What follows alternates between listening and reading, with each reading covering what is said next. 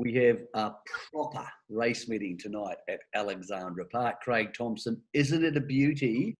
And the question for many people is, will Copy That and Krug remain unbeaten for the season? Because if they're going to do so in the two features, they're going to need to do it vastly different ways. They will.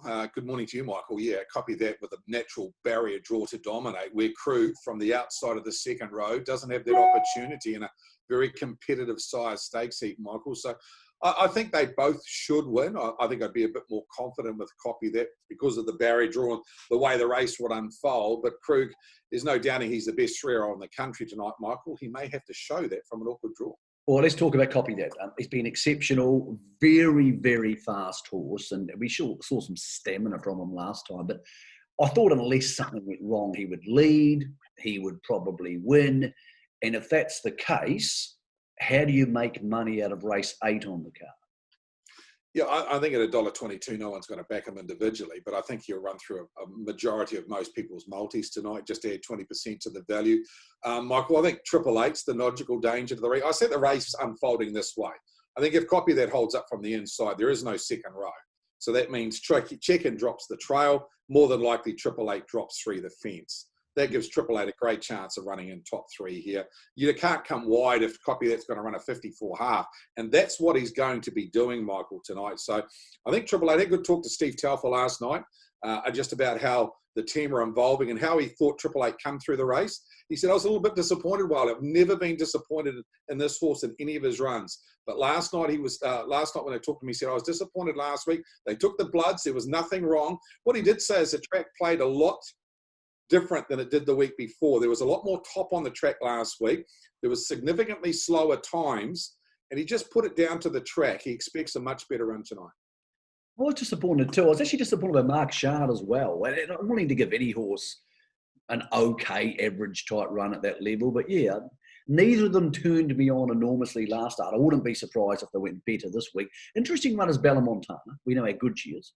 Barry Purdon telling me this week she's definitely still on track for the New Zealand Cup, but this is a tough one for Zach. I doubt he can blast off the gate. He's got to go back, Craig, and she's second favourite, but she might not be racing in a position that makes her the second best chance in the race. Totally agree. I think it's a race that she'll be driven for one run because that's the best way she can win this race. And hopefully there's a bit of pressure, whether a Max Shard goes forward mid-stages or whether a Star Galleria has to go round and sit parked and she can benefit from dragging herself into that race. But I don't see her going up to sit parked early in this race and staying there and being good enough to figure in the finish. Because to be fair, to sit outside Copy That and win is a pretty hard way of doing it. Yeah, Krug's interesting, isn't it, race 4? We know how good he is. Everybody loves Krug. He proved us wrong last time because he led when we thought he probably couldn't, and that was the end of the Sire Stakes race at Addington. One thing he can't do, he can't lead tonight. Barrier 4, second line. Spoke to Nathan Purdon. Horse travelled well. They're happy. They were quite happy and keen to drive him cold, but they realised at $1.60 you can't do that. It's going to be interesting to see what Blair Orange does here, Craig, because you sort of think he would move coming down the straight the first time and he would have enough respect to get parked out, but 1,700 metres doesn't leave a lot of room for error. It doesn't. And there's a couple of things you've got to consider as well if you're backing him to win a fair amount tonight. This is not the end goal. I mean, a fortnight's time, he's got the Sire Stakes final, and the week after that, he's got the Harness Millions, Michael. So I'm not convinced they're wanting to go around and have a gut buster. And saying that, he may only have to lob around at the bell like you're talking to get outside the leader and still win this race and still only have to sprint a half.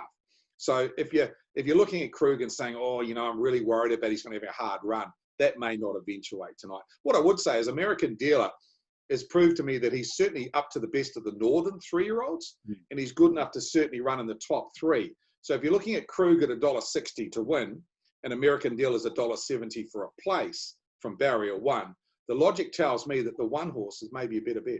I totally agree. I think American Dealer has the option to lead or at worst trail, run up the straight. It's got a tiny win chance, but I can't really see it beating Krug. But yeah, $1.70 a place is great money because it's a good field, but it's not a great field. It's very even. But I think a lot of horses here, like Nevada and Hot and Treacherous, have looked decent horses. But gee, they're going to have to work from out there, whereas he's not going to have to work. I did my $100 bet strategy for harness race in New Zealand today, and I came up with this, and I'll be interested to see what you think. Krug, copy that. Temporale, who I thought was enormous last time off a handicap when I thought he was ridiculous overs. Back to the mobile, he loves the mobile. And I thought Better Call Me in race 10. Any trick to that? Anything you see in that pattern you don't like?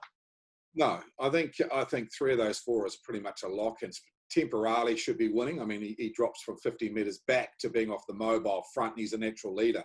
He's always shown great gate speed. So you'd think at 240, I think there's been a scratching in that race. He's into $2 now, Michael. He should be winning. Better Call Me is $1.80.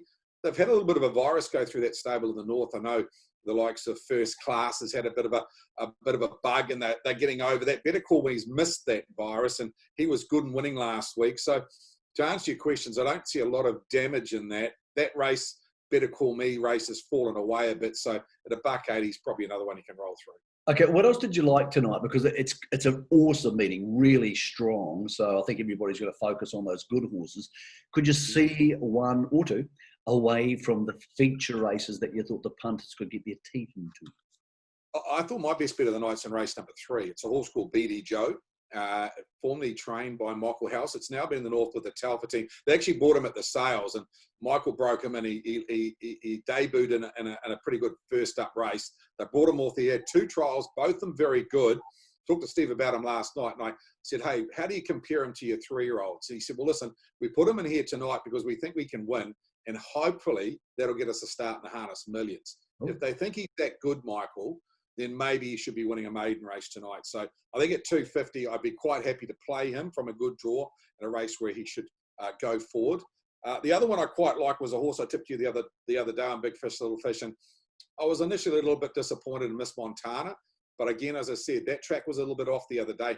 Very few horses made ground from back in the field. I think you'd want to go again for her. She's around $4.80 for Barry Purdon's maiden race number 2. So the 2 maiden races, BD Joe and Miss Montana, maybe to build a bank to your 4 later in the program. I really like the program. I think it's a good night to bet. I like one each way. Race 5, Mimia Coco. Like the horse. Zach Butcher drives tonight. I'm not super keen on First Class outside of the gate. It's going to the sire stakes in the millions. I just think she's a good each way bet because even if she doesn't win, Craig, I think she'll get the lead. I think if she doesn't win, she'll run on the money. You get most of your money back. Totally agree. I think she's a great bet tonight. The reason why is because you've got stablemates drawn inside her. So the lead's there for her. There's not a lot of pressure. If it is going to come from First Class, he's going to have to come from Barry 8. So I agree with you. I've got her clearly top pick to win the race, and I think you're getting a nice price at $5. So yeah, we're on the same page, mate. So I'm not sure if that's good or bad. Well, you get to go to Alexandra Park tonight, but there's no crowd or no owners allowed. So in an odd situation, Big Fish, you're actually going to the Lone Star to eat. Don't have the fish, that would be cannibalism. But you're going to be able to watch the races from the deck at the Lone Star, and you'll be at Alexandra Park, but you can't actually be at Alexandra Park. Does that make sense? Is it a crazy scenario, isn't it? But I mean, it's a great opportunity to grab a feed, sit on the patio, watch the warm-up, and keep your eye on the horses, Michael. And what is going to be a big fortnight of harness racing. We've got the sire stakes in a fortnight and the harness millions. We've got plenty to look forward to in the next month. First Group 1's coming up in 2 weeks at Alexandra Park. I hope you, in your role, are somewhere closer to the horses for that one in a couple of weeks. Good luck to everybody having a bet tonight for the huge meeting.